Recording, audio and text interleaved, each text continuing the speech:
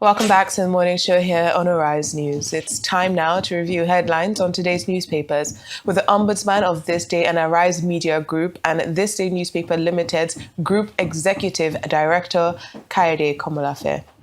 Good morning, sir. Good morning, Adisa. Good morning, KK. Good morning, Good to have you. Yeah, great to have you. Okay, let's dive straight into it. Let's start the newspaper review.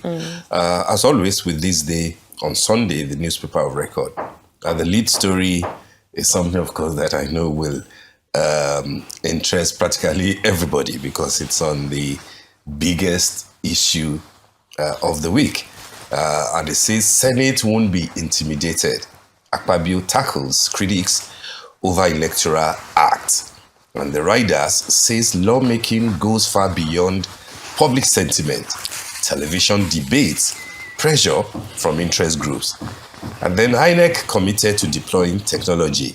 Amupiton promises. That story is on page 6 of today's newspaper, which is, quite shows, the fact that the editor of the newspaper can read the mood of the nation. Now we have the Senate President, Godswill Akpabio, reacting after the barrage, of criticisms and everything, given the disappointment of many Nigerians on how the proposed amendments to the Electoral Act of 2022 turned out to be. And what many people are saying is that it looks like it's a betrayal that the Senate will pass a bill that didn't quite address the issue of mandatory electronic transmission of results in real time. Of course, we've seen many lawmakers. We don't know whether those are the ones that the Senate President is referring to, that lawmaking goes beyond television debate. But we've seen many lawmakers, coming to their own defense to say that 85% of senators actually support electronic transmission of results. But people are saying if it is not mandatory, given the intervention of the Supreme Court the other time, then, you wouldn't have done anything spectacular that Nigerians are expecting. But the law has been passed. They retained the provisions of 2022, and it looks like INEC will also, again, it will be at their discretion, what to do with the result. The question of real time is totally out of it. And then the question of mandatorily transmitting results will also be at the discretion of INEC. So this is what Akpabio obviously is trying to react to. Don't worry. This one will come back to you because Kiki will deal with it. But just to quickly look at, all the issues that This Day has on its cover today. The U.S. Congressman, I believe that should be Riley Moore, is saying that destabilizing Nigeria will embolden terrorists, and therefore they are not giving to the call for balkanizing the country, as some people have proposed. And there's, there are rumors as to whether certain U.S. lawmakers are interested in it. Udua allegedly going his own way, the North Arewa going its own way, Biafra, going its own way. But they're saying that this will amount to destabilizing the country and that it will not be in our interest because terrorists will be emboldened.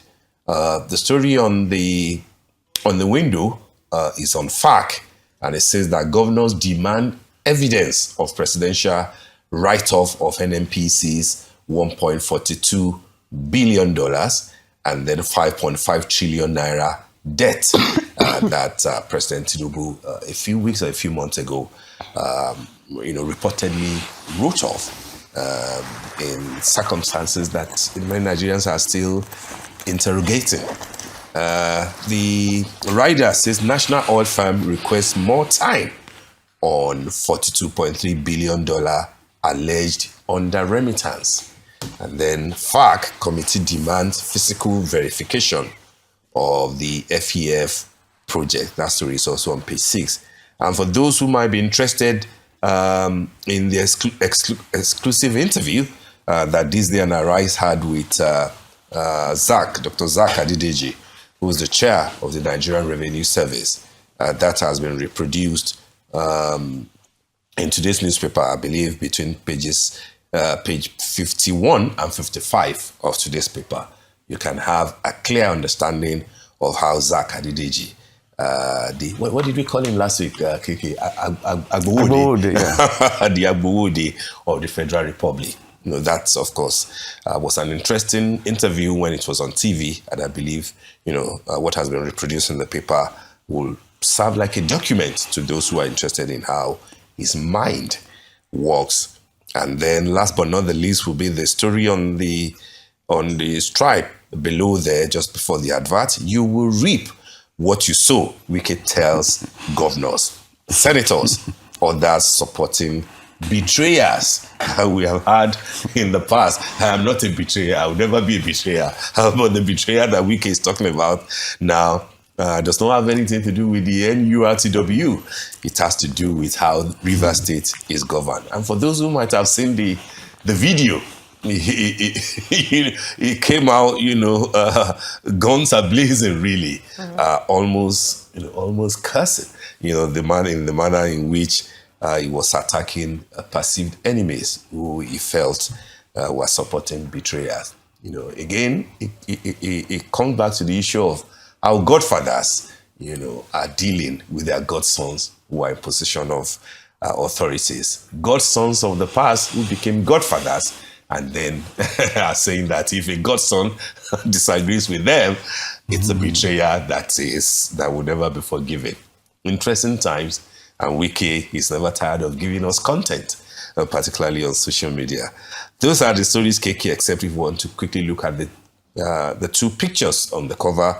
One is celebratory, the other one is about condolences. The vice president with a few governors went to Kwara to sympathize, with the governor of Kwara State, given what has happened in that state. Kwara is in a mess, and Nigerians are saying that let's hope that we will do a lot more than offering condolences. Let's to the go. governor.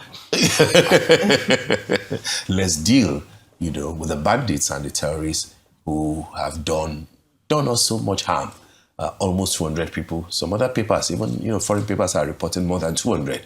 We do not have any clear specific figure, but then anything more than 100 is like a war. It's like a declaration of war on the states. You do not fight wars through condolences. You fight back and aim to defeat. This is what Nigerians are asking the federal government.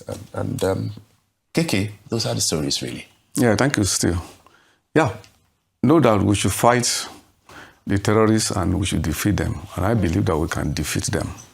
But it is also important to show empathy, especially on the part of government. So it's quite a good thing that the vice president was in Kwara to commiserate with the government and the people of Kwara State, for the tragedy that has happened.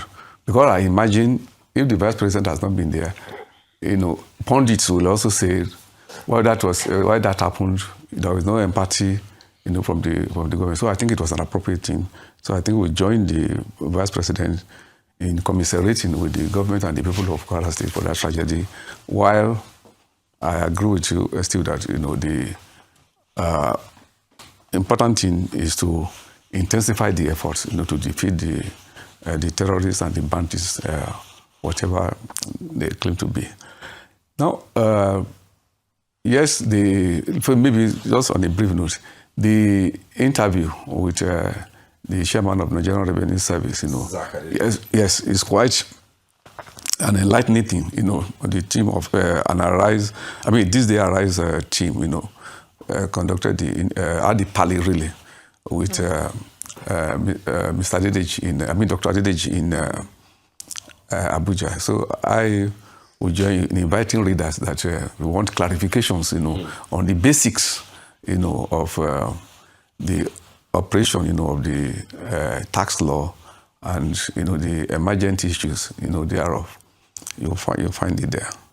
The story of the U.S. Congressman Moore is a very important one, and I think the admonition that he has given, should sink, in every quarter that the solution to Nigerian problem as it is now, we have the challenges, is not, the breakup of the country.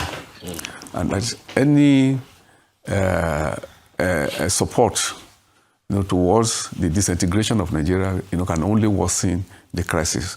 What Nigeria needs now is to get help from anywhere, help will come from, to bolster the capacity of the defense and security forces to tackle insecurity, to fight the terrorists, and to defeat them, and to keep, the Nigerian space safe in its totality, such that we don't have ungoverned spaces anywhere in the country. I think that is the solution, and it's a good thing that the security cooperation and agreement between Nigeria and the United States, is in that spirit, and they should be encouraged that Nigeria should derive as much as possible, benefits, from that agreement, to strengthen, our defense and security forces, in tackling the problem.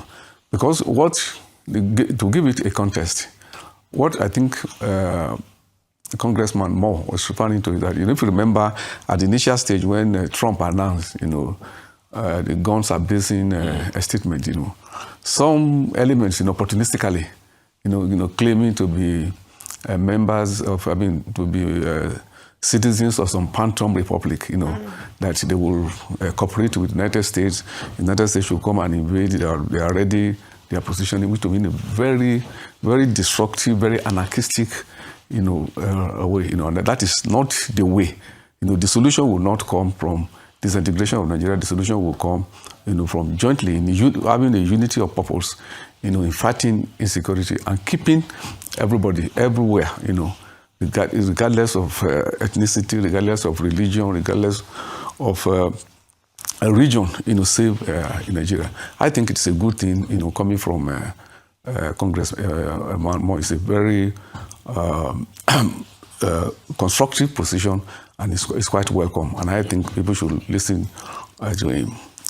Yeah, the story of the day, I agree with you, is the electronic transmission of results, the provisions in the Electoral Act.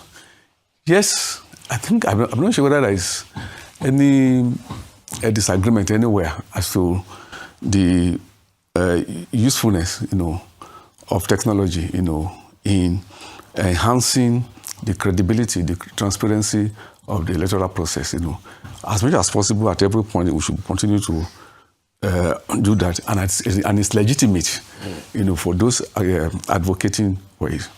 But what is not acceptable is a way of conducting the debate in a way which is completely at variance with liberal democratic culture. Yes, we have the right to say that this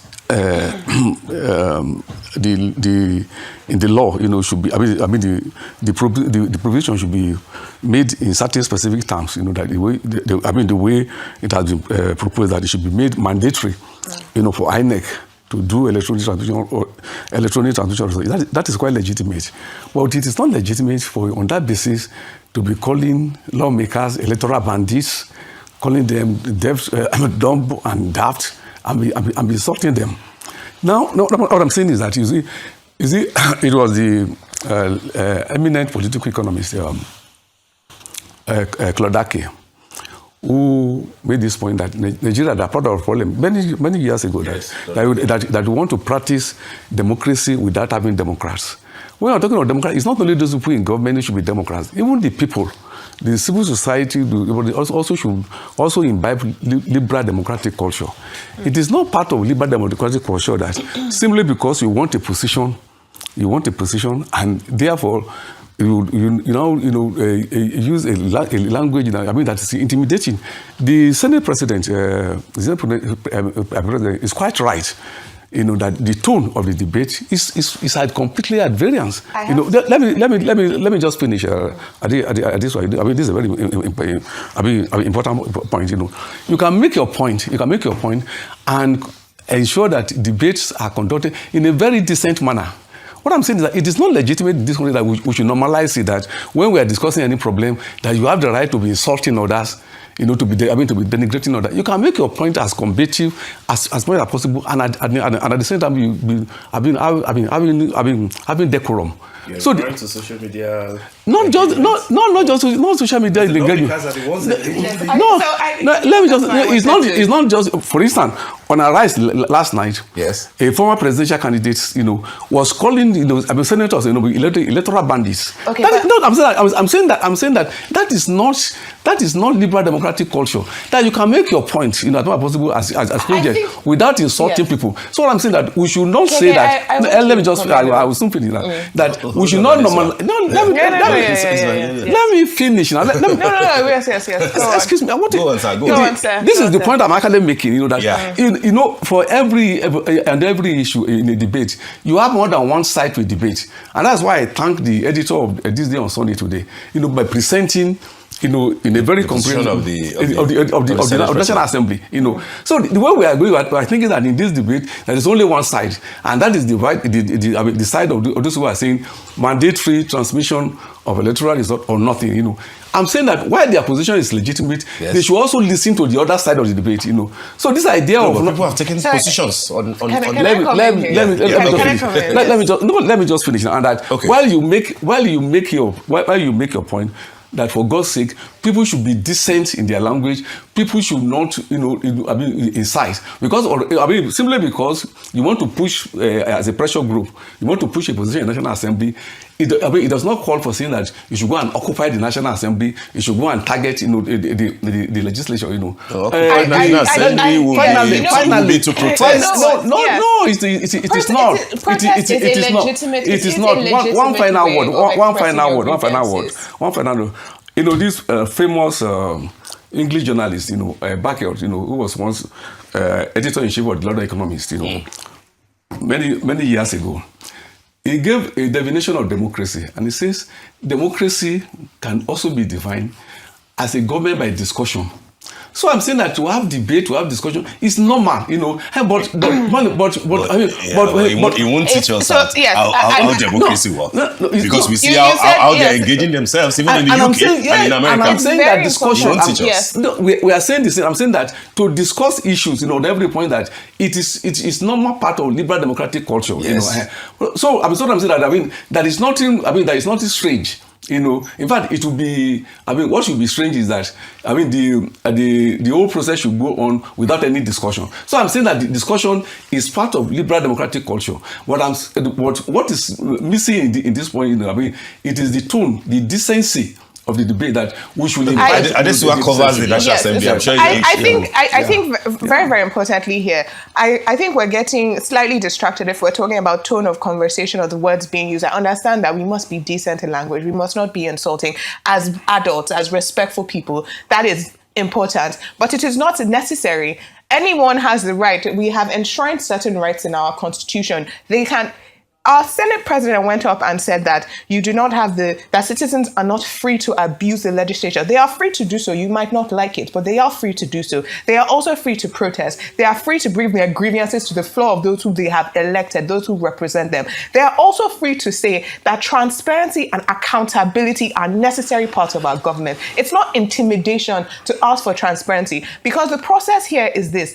Senate President Godswill Akpabio has indicted himself in this statement. He has said that the process is not over until they accept the procedure of the day. That why are people going on TV and talking about what has not necessarily been signed? That is an indictment of him and the Senate that he runs. For other senators to have to come out publicly, whether they're giving a public conference, whether they're going on the news to say that what is being said on the floor by the Senate President or by the Chief Whip is not what was discussed or what was agreed upon, is an indictment of the Senate President himself. It's an indictment of their proceedings. It is when somebody says bandit or an electoral bandit, it's colorful language, but they're saying something there. They're saying something is being stolen, whether it's a ballot box, whether it's people's mandates. A bandit is primarily a thief. If they're saying that somebody is stealing or somebody is being not transparent about what actually went on, that is not just that people are saying that in civil society. It's not just people on the social media. It's also other elected members of the National Assembly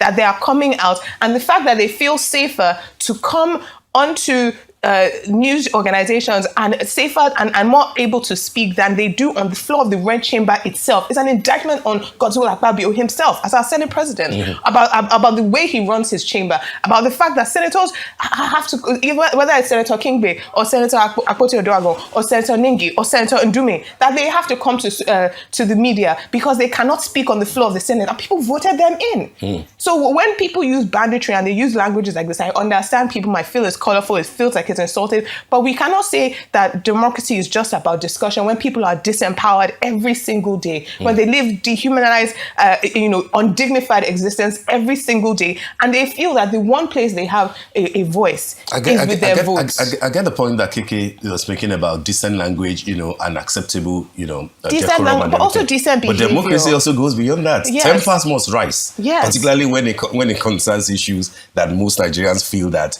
their future is at stake. But let's look at this day style. Let's quickly look at this day style, we have about because 2 on minutes the left. cover of this day style is Adara Umoji, who, and I'll just read the editor's note there. There are bankers who rise quickly, and there are those whose authority is built slowly, layer by layer, inside of the system itself. Adara Umoji belongs to the latter. Nearly 3 decades into her career, much of it is spent at the executive level bank of Zenith Bank. Her leadership has been shaped by time, depth, and an intimate understanding of how institutions actually work. Her professional journey is unusually expansive, from executive management in Nigeria to board level oversight in the UK and Ghana. She operates across markets and demands precision, discipline, and credibility. That seriousness is mirrored in all that she has done. It's a beautiful cover, it's a beautiful spread of someone who has built over 30 years climbing through the ranks of the banking industry.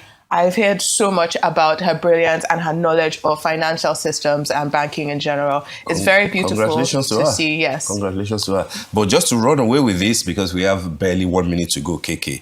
Punch is saying on its cover today that Tinubu's ambassador designates in limbo. Host nations delay consent. Political appointees face tougher tests. And then federal government awaits confirmation as ministry races against time. So we have 68, or how many are there? How many are there? 3 have been, designated for their particular countries. They were meant to be 4, but it looks like, of course, we bungle the Turkey question as to who will be the thing. But okay, they're in limbo, and they, those who are saying, yeah, we're now ambassadors, but then they're still sitting down here. No, I think the process should be fasting, because time is not there, because we really need, to engage the world, given our situation, and we cannot engage the world in absence. Absolutely. We have to be present there, Yes. to engage the world. So everything should be done to fasting, the process. Already it's late. It's late already. So maybe it's a case of better late than never. never. So, everything should be... All right, should be KK, we fasting. want to thank you for joining Thank us you. on the Monday Show. Wonderful Sunday. Even the newspaper review, like the floor of the National Assembly, can get heated up. It can. And of that course, is the we have nature to of be democracy. Yes. It's part of the liberal democratic culture. Absolutely. It is. It absolutely is. Thank you, KK. And of course, we look forward to next Sunday. Yes. All right, that brings us to the end of the morning show today. Thank you for watching, and do stay safe. I'm Steve Ayorinde. And I'm Adeso Agiwa-Asage from my entire team here in Lagos, Nigeria. Enjoy the rest of your morning and, of course, the rest of your day. Business.